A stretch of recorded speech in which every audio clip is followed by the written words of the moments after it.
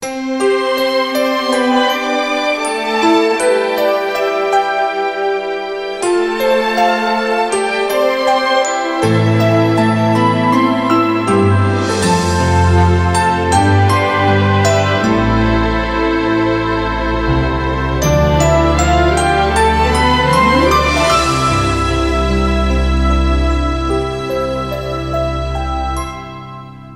nesta manhã, nesse dia tão bonito, num lugar tão agradável, nós estamos reunidos, somos tuas ovelhas, seu povo, e nesse dia nós nos reunimos com o único intuito de celebrar diante do Senhor, em louvor, por tudo que o Senhor tem feito por nós ao longo desses anos, por toda a alegria que o Senhor tem derramado nas nossas vidas, através do Salvador, e principalmente, Deus, porque temos experimentado um tempo de bonança, de paz, de santificação, que o Senhor continue a nos abençoar e que o Senhor leve cada um de nós a vidas mais santas, para que o Senhor sempre seja magnificado através de cada um de nós.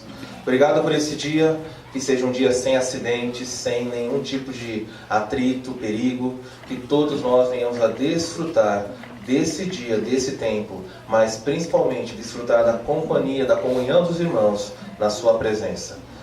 Que todo o povo possa ouvir nossos louvores quando nós celebrarmos. Obrigado por essa manhã. Eu oro em nome de Jesus. Amém.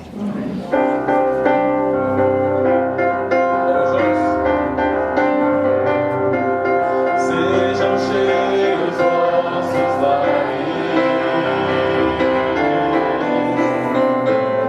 de alegrias e canções.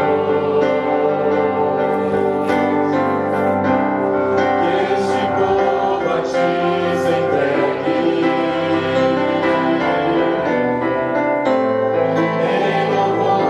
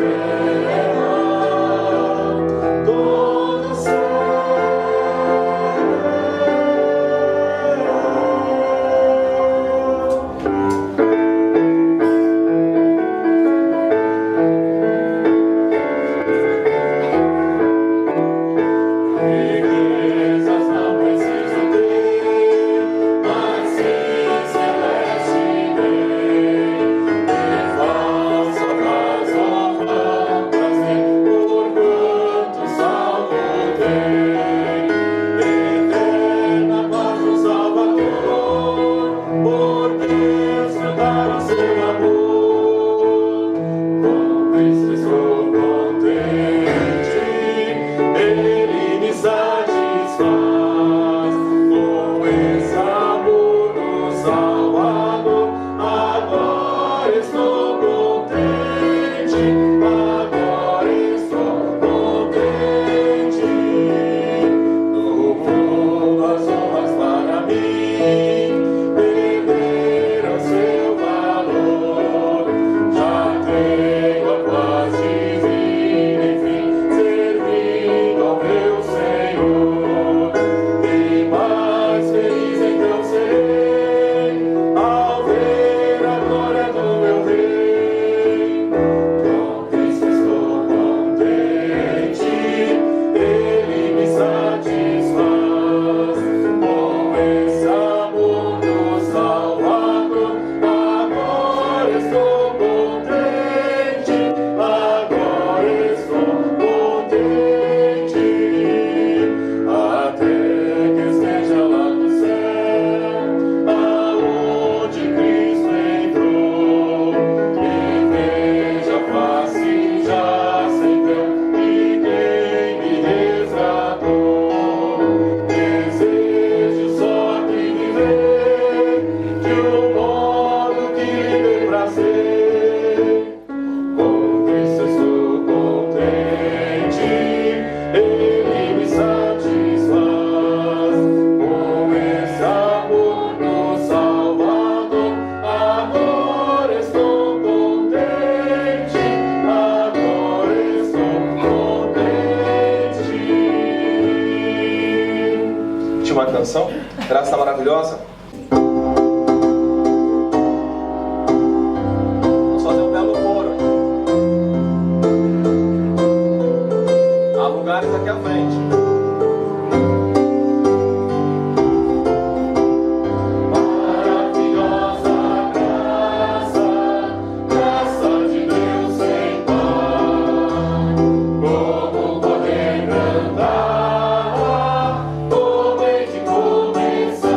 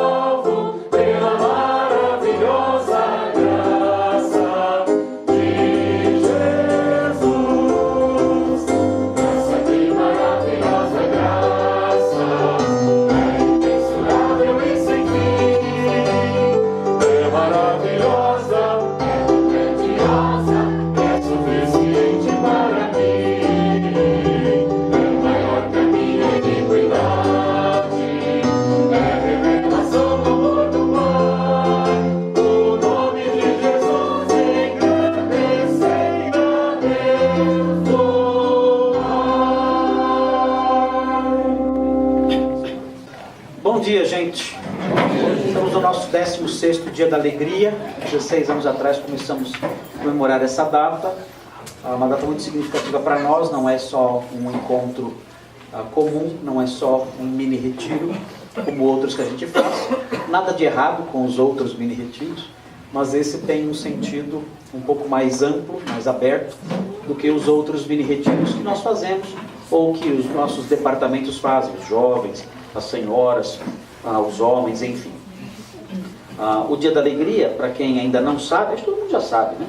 O Dia da Alegria, ele surgiu há 16 anos atrás, porque a nossa igreja, na época, tinha passado por uma fase de muita dor, de muito sofrimento, de muitas lágrimas, de muitas dificuldades, com oposições, com pecados terríveis ali dentro, com perigos, ameaças muito grandes, que podiam até, se fossem mantidos, se não fossem sanados, poderiam, sem dúvida, levar a igreja à extinção.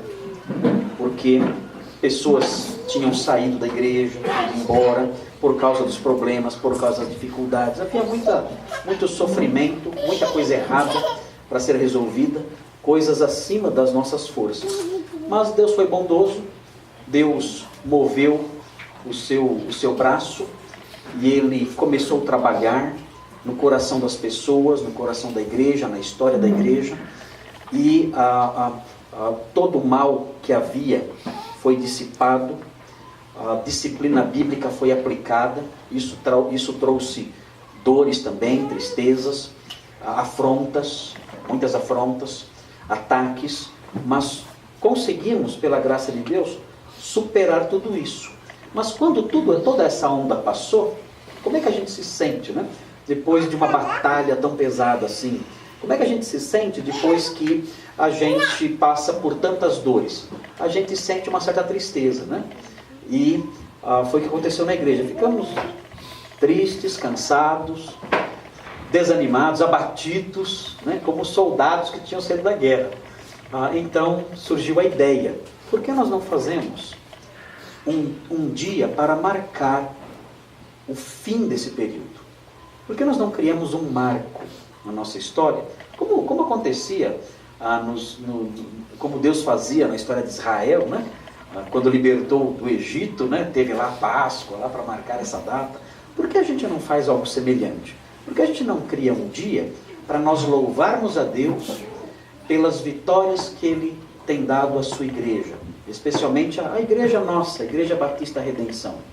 Claro que Ele tem dado vitórias para muitas igrejas ao redor do mundo, mas por que nós não temos um dia nosso louvando a Deus, dizendo: olha, Senhor, estamos juntos aqui, e estamos cantando, estamos brincando na piscina, estamos comendo juntos, estamos jogando bola juntos, estamos rindo e conversando e papeando num dia bem gostoso, para nos alegrar com tudo isso diante do Senhor. E cada gesto nosso, cada pulinho na piscina, cada conversa de roda, cada chute na bola, é uma expressão da nossa alegria no Senhor, pela sua ajuda, pela sua restauração, porque o Senhor estendeu o seu braço e redimiu, num sentido histórico, a sua igreja. Nós sabemos de tantas igrejas, eu conheci tantas igrejas que desapareceram, foram extintas, elas sumiram, os seus prédios foram vendidos, se transformaram em outras coisas. Por quê? Por causa de problemas muito semelhantes àqueles que nós passamos. Há várias assim. Eu fiz parte de igrejas que hoje são extintas. O que aconteceu conosco poderia sim ter levado a nossa igreja à extinção. Mas Deus foi bondoso, restaurou, reergueu, e hoje não temos só uma Igreja Batista Redenção, temos 3. Né? E caminhamos aí, quem sabe, no futuro para 4, 5 ou mais. Então Deus foi bondoso. Então o nosso dia hoje aqui é para isso. É para dizermos: Senhor, estamos alegres, estamos aqui, somos o seu povo. E o seu povo que o Senhor socorreu num momento difícil, num momento duro nas nossas vidas. E nós estamos aqui alegres porque tudo isso passou.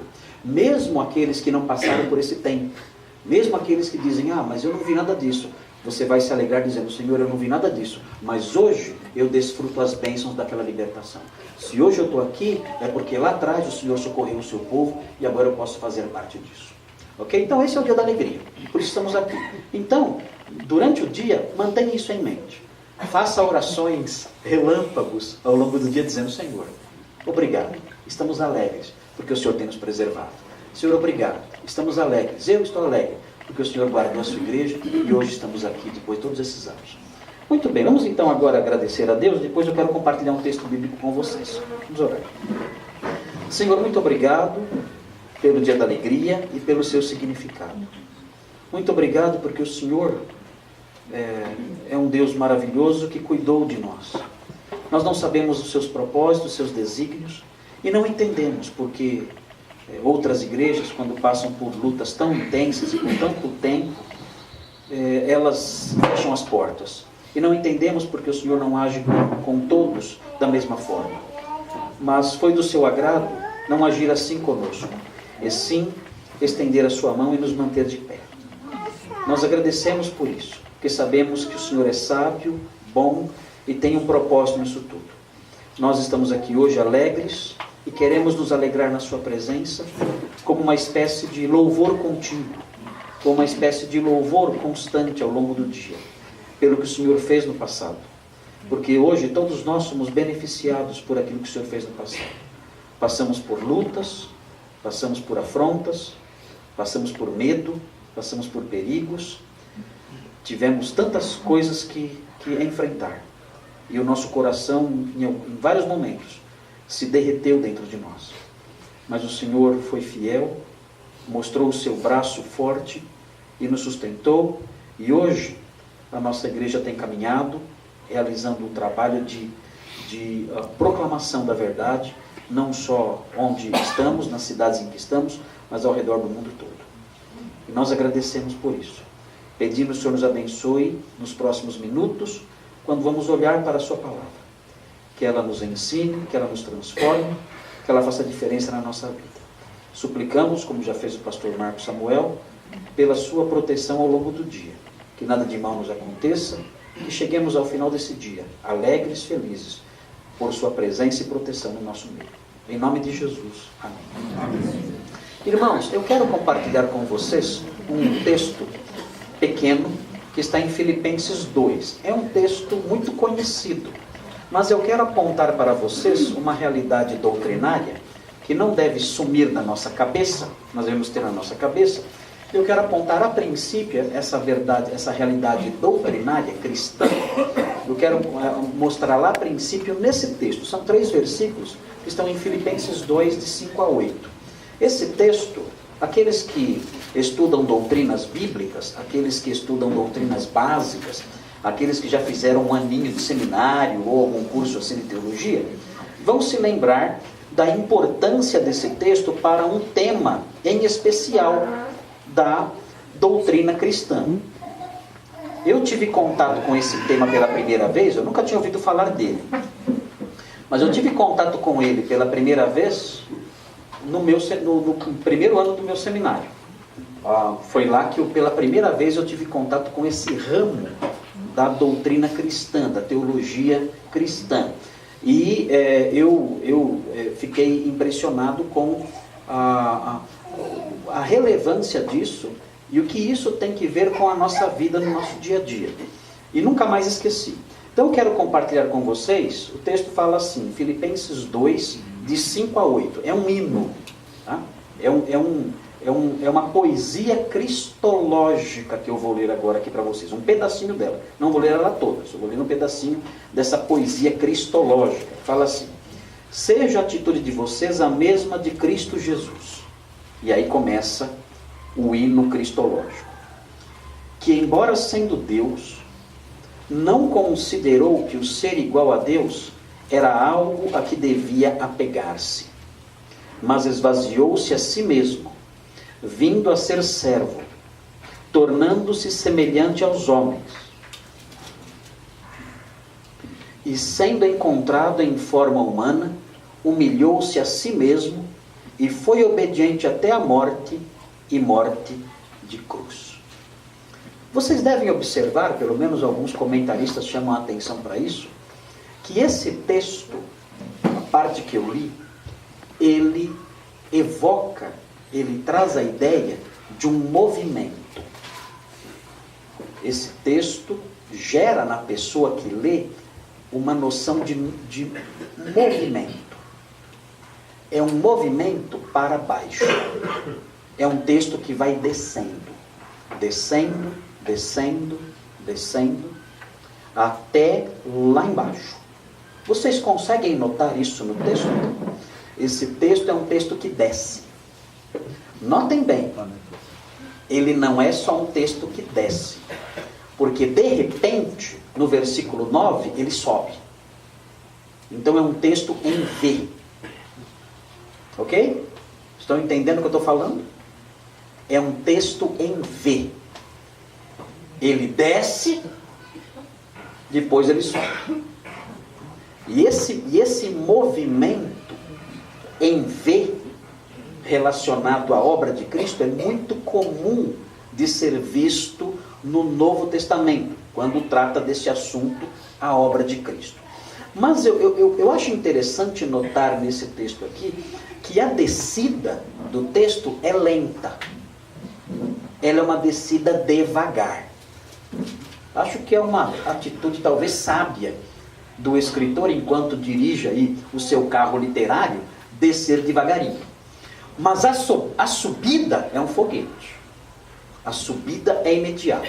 Vocês devem estar olhando para mim dizendo: pastor, você está maluco? Onde você está vendo isso aí? Você está vendo descida e subida nesse texto? Existe isso como recurso literário? Será que dá para perceber esses movimentos que o senhor está falando num texto que a gente lê? Bom, vamos então entrar no nosso carrinho literário e vamos tentar fazer a descida. E aí vocês vão ver se existe ou não uma descida e uma subida. Tá ok? Então olha aí o texto. Você que trouxe Bíblia, todo mundo trouxe Bíblia? Comida todo mundo trouxe. Feijão tropeiro, tá lá. Ok, mas se você não trouxe Bíblia, não tem problema, porque a gente vai lendo devagarinho e você vai acompanhando a leitura. Mas eu quero mostrar o movimento do texto para baixo, ok? Veja como o texto desce, vai começar a descer. Se segura aí na cadeira, ok? É a montanha russa. Olha aqui, começa assim. Que a atitude de vocês seja a mesma de Cristo Jesus, ok? E aí vem, que embora sendo Deus, está no alto ou está embaixo? Está no alto. Está lá em cima. Está no topo da montanha. Ok? Vamos começar a descer? Vamos? Vamos. Segura aí. Que embora sendo Deus, não considerou que o ser igual a Deus era algo a que devia apegar-se. Quem tem uma tradução diferente? Se apegar? Se aferrar? Mas que feio. Quem traduziu isso aqui? Que tradução é essa feia aí? Hã? Qual que é? Tradução? Se aferrar? Coisa meio piracaense. Tradução piracaense. É descida, então precisa... É descida, tem que pisar no freio, né? Ok. Mas qual a outra? Aferrar-se? Qual que é a outra? Não teve por usurpação. Essa não teve por usurpação, aí já cria uma noção meio estranha na gente, né? Usurpar é tomar posse de uma coisa que não é sua, né? A gente usa isso no contexto da história política, né? Ele usurpou o trono, né? Ele tomou o lugar do rei no trono, usurpou, é um usurpador, né? Então é um pouquinho difícil mesmo traduzir essa expressãozinha, porque essa expressão é na realidade uma expressão do contexto bélico, do contexto de guerras, em que as pessoas, quando realizavam batalhas, os soldados, generais, quando realizavam batalhas, o que acontecia no final da batalha quando você ganhava? O que você fazia? Você ganhou, tomou conta da cidade. O que você fazia agora? Levava os postos. Agora era da festa, né? Você tem direito a quê? Aos despojos. Aqueles despojos são seus. Você fala, isso aqui é meu, isso aqui eu lutei, eu batalhei aqui, tomei a cidade, agora essa parte aqui, esses despojos aqui são meus. Não é assim que faz a aeronáutica? Agora não, agora não pode mais, né? Mas antigamente era assim que funcionava. Os soldados tinham direito aos seus despojos. Os despojos eram coisas a que eles se apegavam. É meu, eu não vou abrir mão disso. Por isso que o soldado gostava da guerra, né? Exatamente, ele ficava rico. Não, imagine, tomar uma cidade e poder levar para casa os despojos, ficava rico.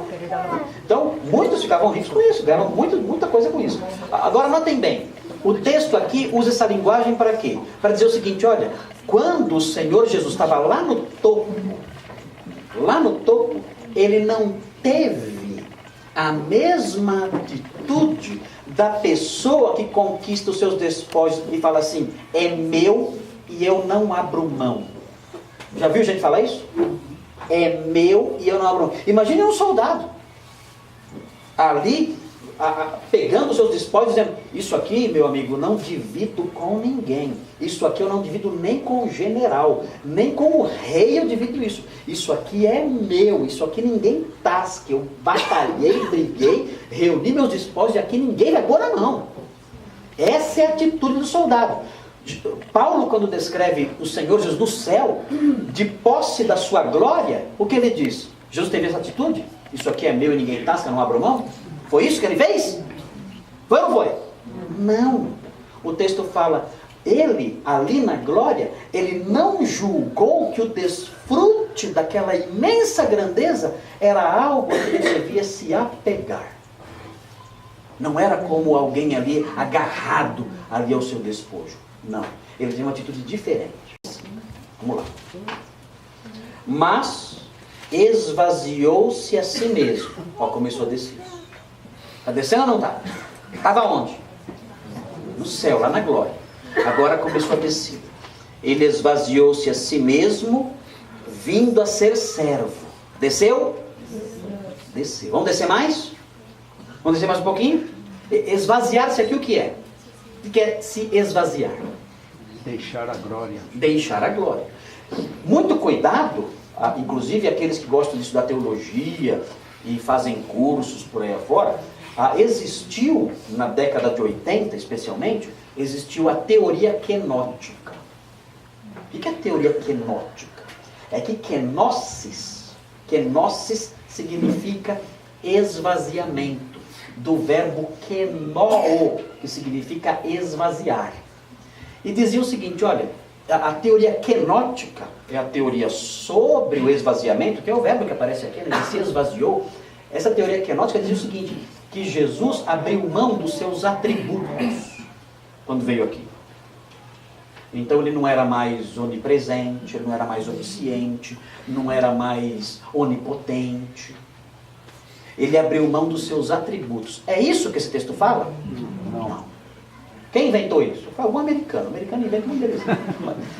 Mas, bem, na realidade, a teoria kenótica foi abandonada, inclusive. Mas de vez em quando aparece aí algumas ideias sobre isso. O texto fala que ele abriu mão do quê? Da sua glória, não dos seus atributos. Ok? Então ele desceu. O primeiro estágio nessa descida qual é? Ele se tornou um humano. De que posição? Um humano rei? Um humano servo. Ok? Então esse é o primeiro estágio na descida. Ele estava lá foi uma descida brusca ou não foi? Foi ou não foi? Foi longa a queda? Foi muito profunda essa descida. Foi aquela queda na montanha russa que você fala, minha nossa, foi muito grande a descida. Muito grande a descida. Mas não parou aqui. Ok? O texto vai descer mais.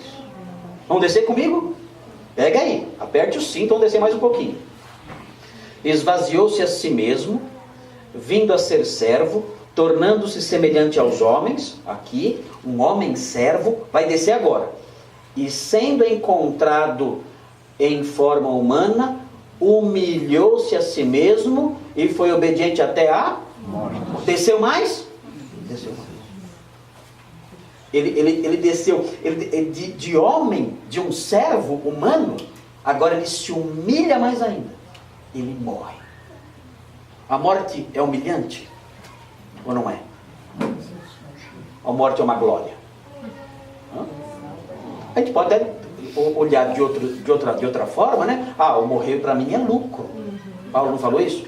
Mas olhando a morte em si, a morte é gloriosa? Não. Por que a morte existiu? Por que a morte passou a existir? Por causa do pecado. Por causa do pecado. Foi por causa do pecado que a morte existiu. Deus falou para Adão, tu és pó, e ao pó voltarás. Olha, não existe um fator de extrema humilhação na morte? Existe ou não existe? É um fator de extrema humilhação.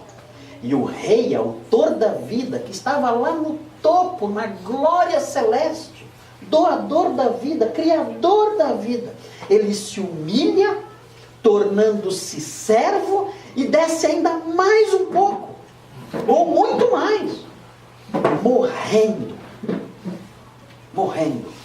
por nós. Aqui, o autor, o apóstolo Paulo, não enfatiza que ele morreu por nós, porque ele quer enfatizar não a redenção da morte, mas ele quer enfatizar a humilhação de Cristo na morte. Por isso que ele não fala morreu por nós aqui, mas ele desceu até a morte. Ok? A ideia que havia no credo apostólico. Já ouviram falar do credo apostólico? Eu vou falar, credo, pastor, eu não. O que era o credo apostólico? O credo apostólico surgiu no século II e dizia que Jesus desceu ao Hades. E aí um monte de gente fala, Jesus foi para o inferno. Não, Jesus nunca foi para o inferno, isso nunca aconteceu. Como é que eu sei que Jesus nunca foi para o inferno? Porque ele contou para o ladrão, hoje estarás comigo no inferno, certo? Não, ele falou o quê? Hoje estarás comigo no paraíso. Então por que está escrito lá, desceu ao Hades? Porque o credo foi escrito em grego e a palavra era a palavra grega, né? Hades, desceu ao Hades, significa inferno, mas significa também sepultura. Só que quando traduziram para o latim, em vez de traduzir por sepultura, traduziram por inferno. Escreveram descendit ad inferna. Aí complicou tudo, então pensou que Jesus foi para o inferno. E ficou lá apanhando o diabo até que pagou todos os pecados e foi para o céu. Não tem nada a ver. Tem até texto bíblico, pega Efésios 2 para provar isso, Efésios 3 para provar isso, falar que Jesus foi para o inferno. Tudo mentira, não foi não. O que acontece é que ele foi sepultado, ele desceu à sepultura. E isso, quando os autores antigos enfatizavam isso, queriam mostrar o grau de humilhação a que ele desceu. Ele foi sepultado. E existe humilhação nisso. Ele foi sepultado. Seu corpo desceu à sepultura. Humilhação. Vamos descer mais? Vamos descer mais ou não? Dá para descer mais no texto ou não dá? Dá para descer mais. E agora vai descer feio. Ele morreu do quê? Parada cardíaca? Não, morte não. Colesterol alto? Foi isso? Foi uma síncope que ele teve, um problema que ele teve e caiu morto? Morreu de velho e farto de dias? Como é que ele morreu? Vai descer mais. Subiu aqui meu texto? Cadê? Ok. Continua aí. Versículo 8 no final. Foi obediente até a morte e morte de cruz. Todos vocês, eu acho que eu não preciso mais explicar isso.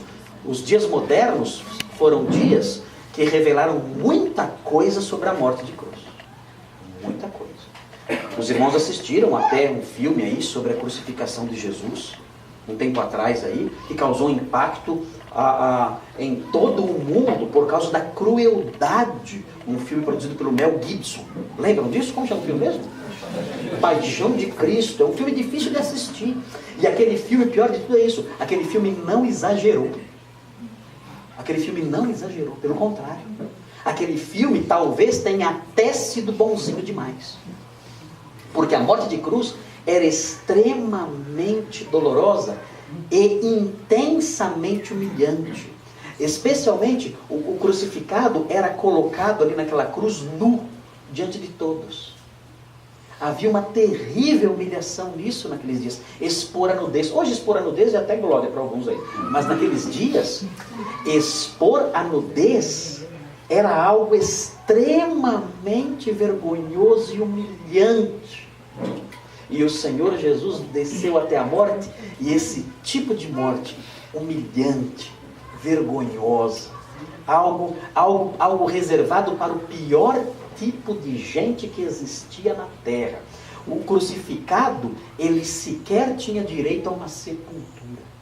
Tão degradante, tão humilhante que era aquela morte. As pessoas que passavam debaixo de uma cruz e via a pessoa lá crucificada, sabe como ela fazia? Ela balançava a sua cabeça. O que significa isso? Já aconteceu com você quando você faz uma barbeiragem no trânsito e a pessoa faz assim? O que significa isso? Como é que você se sente quando a pessoa passa por você fazendo assim? Fizeram com você assim hoje, quando estava vindo para cá? Como é que você se sente? Hã? Imagina, a sua esposa faz assim. Como é que você se sente? O que significa isso? O que significa esse balançar de cabeça, Carol? O que é? Reprovação. Fez muito errado. Que coisa, que indivíduo tolo. Que pessoa estúpida, que pessoa sem noção, que pessoa que não sabe o que faz. É isso que significa esse balançar a cabeça. Quando as pessoas estavam diante de uma cruz, vendo ali o crucificado, faziam isso. Balançavam a cabeça. Num gesto de reprovação e de humilhação. Vocês sabiam que até o começo do século XX, não existiam esqueletos de pessoas crucificadas? Alguns chegavam a questionar se a crucificação realmente tinha sido praticada no mundo. Porque não havia nenhuma evidência da arqueologia para a crucificação. Por que não havia evidência na arqueologia da crucificação? Não achavam cadáveres crucificados. Por que não achavam cadáveres crucificados? Sabe por quê? Ficava exposto. Porque ficava exposto, tirava da cruz, jogava lá no Monte da Caveira, e o que acontecia? Os animais comiam. Não era sepultado. Você chegava no Calvário, a gente vê o Calvário tudo bonitinho, né? As 3 cruzinhas certinhas lá, tudo bonitinho, né? Aquele sol lindo lá atrás. O quê? Você não conseguiria chegar perto do Calvário. Pedaços de pessoas ali espalhadas. Animais ali comendo as carnes podres. Urubus, cachorros selvagens ali. Na época não tinha cachorrinho pincher, né? Ali, fitinha no cabelo do psicólogo. Não tinha isso aí. Não tinha isso. Não, eram cães terríveis. Você tinha que viajar com um bastão na mão para afastar os cachorros, que em matilhas atacariam você. E esses cachorros ficavam nesses lugares para devorar essas carnes. Eram jogados ali aqueles corpos, e os cães comiam, e as aves comiam, e aquilo ficava tudo espalhado ali, e ninguém nunca, por causa disso, achou um túmulo de um crucificado. No século XX acharam acharam um. E aí descobriram, fizeram estudos, era uma sepultura de um homem crucificado mesmo. E aí descobriram várias verdades, vários sinais sobre como a crucificação era realmente feita. E ficaram horrorizados os arqueólogos com as descobertas que fizeram sobre a crucificação. Jesus foi sepultado por quê? Porque José de Arimateia se aproximou, ele era um homem de posses, e aí ele cedeu sua sepultura para Jesus. Senão, imaginem só, que coisa horrível iria acontecer. Então vocês viram a descida do texto? Ele desce ou não desce? Desce. Começa onde? Lá no céu. E vem descendo. E vem descendo. E para onde? Na morte mais vergonhosa, humilhante que alguém poderia morrer. Triste isso, né? Mas, se você olhar, você vê que o texto dá uma guinada. Olha o versículo 9. Por isso Deus o exaltou à mais alta posição. O que aconteceu com a montanha-russa agora? Então é um texto em V. É um texto em V. Ele desce, mas ele sobe. Que lindo isso, né? Muito lindo isso. Então, vocês já aprenderam. Podemos ir para casa agora. Pode chegar em casa e falar, olha, aprendi hoje um texto legal, um texto em V, vou te mostrar. Né? E mostrar as etapas da descida e a subida repentina. Né? Bom, mas eu tenho que dizer o que o Pedro sempre diz. O que o Pedro sempre diz? E daí? Essa é a pergunta petrina que não quer calar. Né? E daí? Legal. O apóstolo Paulo escreve bem. Né? O apóstolo Paulo usa recursos interessantes, ou pelo menos usa recursos dos outros aí, para colocar suas verdades aí e marcar a mente da gente com essas verdades. Muito bem. Mas e daí? O que isso significa? O que isso tem a ver com a minha vida? Ó, deixa eu dizer uma coisa para vocês.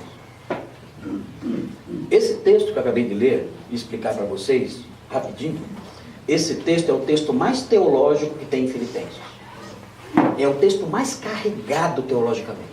Se alguém estuda Filipenses e gasta 1 hora nas outras partes, vai gastar 5 nessa aí. Porque é um texto bastante carregado, tem muita força teológica, muito significado teológico. É muito, muito forte nesse aspecto. Mas note bem, esse texto não foi escrito para ensinar teologia. O quê? Verdade. Esse texto é só, entre aspas, tá? Desculpem aí, mas esse texto é só uma ilustração. Paulo usa esse texto só, entre aspas, como uma ilustração. É diferente das doutrinas de Romanos, que ele quer ensinar doutrina mesmo. Ele quer dar para as pessoas uma carga mental, uma carga cerebral muito forte. Aqui, o objetivo desse texto, tão carregado teologicamente, não é esse. O objetivo é dar uma ilustração. Uma ilustração do quê? Muito simples. Uma ilustração do que você tem que fazer. Você também tem que descer. O quê? Esse texto foi escrito só para ilustrar o que você tem que fazer. Você também tem que pegar o seu bondinho lá da sua montaninha russa imaginária, que você acha que está no alto. A diferença é essa. Né? O alto de Jesus era real, o seu é imaginário, é só na sua cabeça. Você tem que pegar esse bondinho e começar a descer. Quer que eu prove isso para vocês no texto? É muito fácil. É muito fácil. Vou mostrar para vocês aqui. Olha o que fala no comecinho.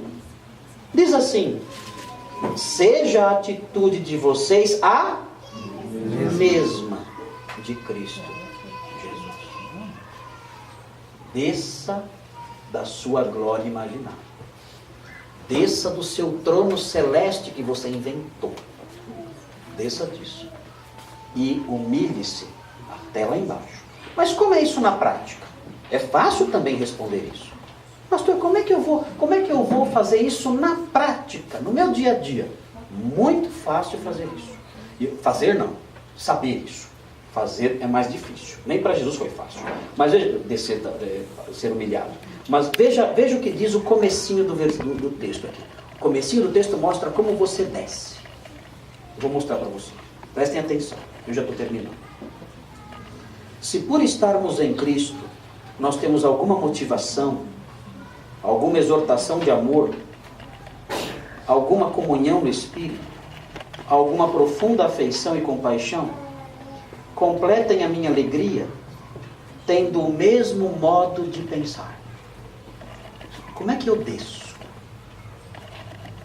Eu começo a descer tentando ceder às minhas opiniões.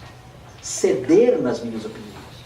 As pessoas pensam dessa maneira. Eu sou do contra. Isso traz problemas para a igreja. É aquela pessoa que é do contra, que sempre está trazendo ali uma coisinha para criar divisões. Que sempre está colocando, sempre tem um alfinete na mão. Sempre. Ele sempre dá uma espetada. Criando sentimentos diversos, criando opiniões diversas, rompendo aquela unidade que deve existir. O apóstolo Paulo fala, não, desça do seu trono imaginário e tente abrir mão das suas opiniões pessoais em favor da unidade de todos. Tente ceder, dar um passo atrás nas suas convicções, nas suas opiniões, nas suas preferências pessoais. Tente dar um passinho atrás para manter a igualdade de pensamento e a paz com todas as pessoas da igreja. Ele prossegue. O mesmo amor, o mesmo modo de pensar, o mesmo amor, um só espírito e uma só atitude, a unidade. Faça o possível para isso. Se você pensa diferente, ceda. Se você tem opiniões opostas, dê um passo atrás para ter o mesmo amor, a mesma atitude, o mesmo modo de pensar. Nada façam por ambição egoísta ou por vaidade, mas humildemente considerem os outros superiores a si mesmos. Isso é descer. Considerar o outro superior a você. Considerar o outro acima de você. Recuar, dar um passo atrás, se curvar, dizer, irmão, eu não penso igual, mas eu vou apoiar isso. Eu vou agir dessa maneira, para manter a paz na igreja. Eu não vou fazer oposição, não. Eu vou manter a paz na igreja, pensando igual. E continua dizendo, cada um cuide não somente dos seus interesses, mas também dos interesses dos outros. Isso é descer. Eu não estou na igreja querendo ser servido. Eu estou na igreja querendo servir. Eu não estou lá buscando ser alimentado. Eu estou lá, claro que eu vou me alimentar lá, mas estou lá buscando alimentar os outros. O apóstolo Paulo fala que se na igreja nós imitarmos Jesus nesse aspecto e sairmos da nossa glória imaginária e nos colocarmos diante dos irmãos como servos deles, servos bondosos, de uma atitude pacífica, de uma atitude humilde diante deles, e estarmos lá para servi-los, então ele fala, isso vai completar a minha alegria. O apóstolo estará alegre. E será que a igreja estará alegre também? Claro que estará alegre também. A igreja estará alegre também. Qual é o segredo da alegria da igreja? Não tem segredo. Não tem segredo. A igreja em que cada um tem o nariz levantado é uma igreja assim, triste. Levantando o nariz, acaba derrubando o semblante. Levantando os olhos, acaba derrubando o semblante. Porque todos ficam tristes, egoístas, procurando seus desejos, seus próprios interesses e achando que são grandes.